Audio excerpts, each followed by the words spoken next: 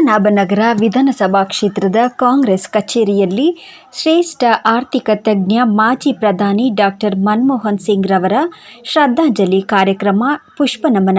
ಈ ವೇಳೆ ಮಾತನಾಡಿದ ಮುಖಂಡರಾದ ರಘುನಾಥ್ ನಾಯ್ಡುರವರು, ಮಾಜಿ ಪ್ರಧಾನಿ ಮನಮೋಹನ್ ಸಿಂಗ್ ರವರು ಮುಕ್ತ ಆರ್ಥಿಕ ನೀತಿಯ ಮೂಲಕ ಭಾರತದ ಆರ್ಥಿಕತೆಗೆ ನವಚೈತನ್ಯ ನೀಡಿದ ಐಟಿ-ಬಿಟಿ ಕ್ರಾಂತಿಗೆ ನಾಂದಿ ಹಾಡಿ ವಿಶ್ವವೇ ಭಾರತದತ್ತ ತಿರುಗುವಂತೆ ಮಾಡಿದ ಹಲವಾರು ಜನಪರ ಜನಪ್ರಿಯ ಯೋಜನೆಗಳನ್ನು ನೀಡಿ ಸರ್ವಾಂಗೀಣ ಅಭಿವೃದ್ಧಿಗೆ ಕಾರಣರಾದ ಡಾಕ್ಟರ್ ಮನಮೋಹನ್ ಸಿಂಗ್ ಅವರ ಅಗಲಿಕೆ ದೇಶಕ್ಕೆ ತುಂಬಲಾರದ ನಷ್ಟ. ಅವರ ಆತ್ಮಕ್ಕೆ ಚಿರಶಾಂತಿ ದೊರಕಲಿ. ಅವರ ಕುಟುಂಬ ವರ್ಗ ಹಾಗೂ ಅಪಾರ ಅಭಿಮಾನಿ ಬಳಗಕ್ಕೆ ದುಃಖ ಭರಿಸುವ ಶಕ್ತಿ ಲಭಿಸಲಿ ಎಂದರು. ಕತ್ರಿಗುಪ್ಪೆಯ ಕಾಂಗ್ರೆಸ್ ಕಚೇರಿಯಲ್ಲಿ ನಡೆದ ಕಾರ್ಯಕ್ರಮದಲ್ಲಿ ಮುಖಂಡರುಗಳಾದ ರಘುನಾಥ್ ನಾಯ್ಡು, ಪವನ್ ಕುಮಾರ್, ಮಹದೇವ್, ಬಾಲಾಜಿ, ನವೀನ್ ಕುಮಾರ್ ಹಾಗೂ ಸ್ಥಳೀಯ ಮಹಿಳಾ ಮುಖಂಡರು ಕಾರ್ಯಕ್ರಮದಲ್ಲಿ ಉಪಸ್ಥಿತರಿದ್ದರು.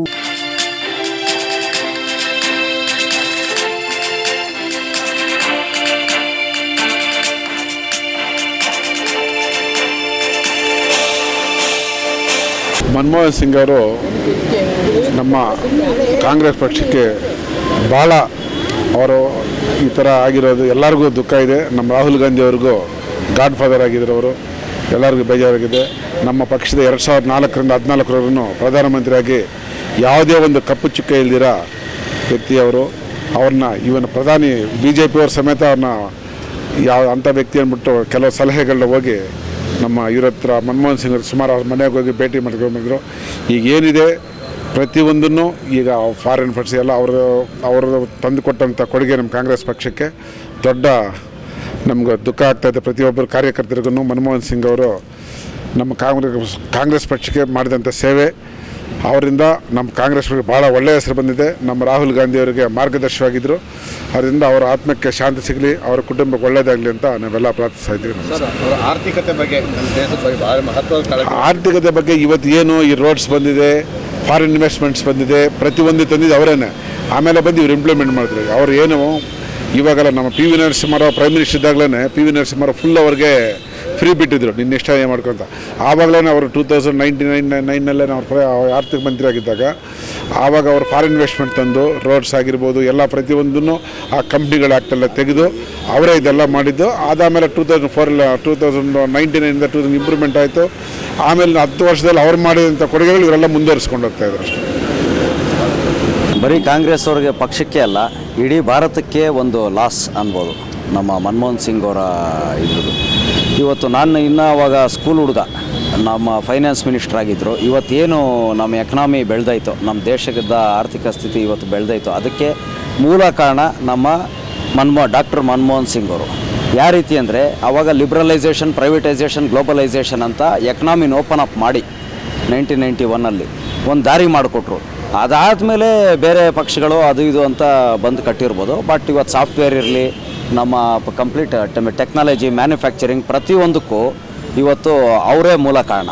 ಅವ್ರಿಂದನೇ ಬೆಂಗಳೂರು IT ಕ್ಯಾಪಿಟಲ್ ಆಗಿರ್ಬೋದು, ಇನ್ನು ಮತ್ತೊಂದು ಆಗಿರ್ಬೋದು ಇದು ಮಾಡಿರೋದು.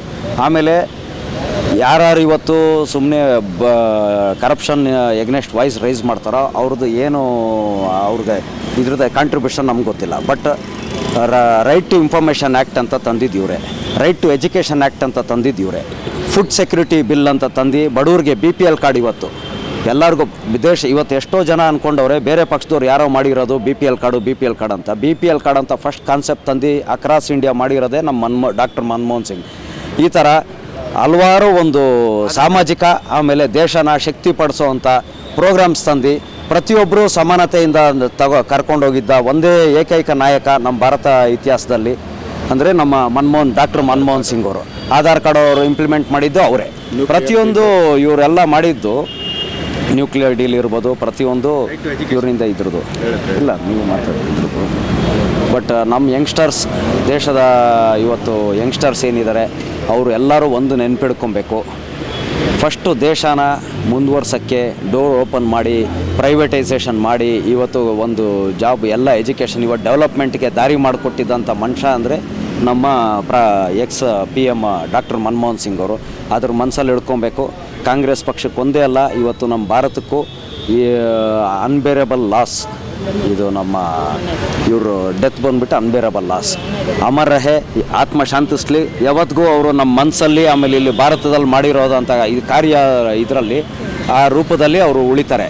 ಅವ್ರು ಯಾವತ್ತೂ ನಮ್ಮ ಮನಸ್ಸಲ್ಲಿ ಇರ್ತಾರೆ ಅಂತ ಹೇಳೋಕ್ಕೆ ಇಷ್ಟಪಡ್ತೀನಿ. ನಮ್ಮ ದೇಶದ ಪ್ರಧಾನಿಯಾಗಿ ಅವರು 10 ವರ್ಷ ಸೇವೆ ಸಲ್ಲಿಸಿದ್ದಾರೆ. ರಿಸರ್ವ್ ಬ್ಯಾಂಕ್ ಗವರ್ನರ್ ಆಗಿ ಕೂಡ ಅವರು ಸೇವೆ ಸಲ್ಲಿಸಿದ್ದಾರೆ. ಇವತ್ತಿನ ಆಧಾರ್ ಕಾರ್ಡ್ ನಾವೇನು ಬಳಸ್ತಾ ಇದ್ದೀವಿ, ಇವತ್ತು ಅವರಿಂದನೇ ನಾವು ನಮ್ಮ ಇಡೀ ದೇಶದಲ್ಲಿ ನಾವು ಆಧಾರ್ ಕಾರ್ಡ್ ಏನು ಬಳಸ್ತೀವಿ ಅವ್ರ ಮೂಲಕನೇ ಆಗಿದ್ದು.